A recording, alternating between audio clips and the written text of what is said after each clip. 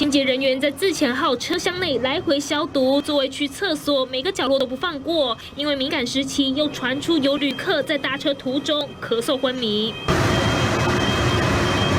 27号晚间，一名男子在新竹站搭上自强号135次，半路上开始咳嗽不适，甚至到斗六站还一度昏迷，但体温36.5度，没有发烧，他拒绝送医。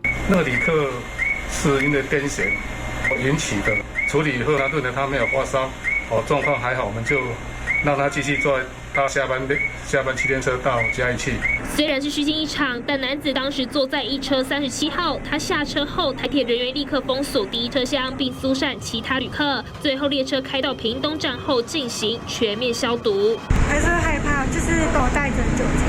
刚刚车上大概2、3个人，就是一节车厢，所以其实还好。疫情严峻，民众最好避免跨县市移动，但碰到不得已的状况，就会担心身边同行的旅客是否可能带原病毒。非常时期，只能先保护好自己。记者廖明林、李云杰与您报道。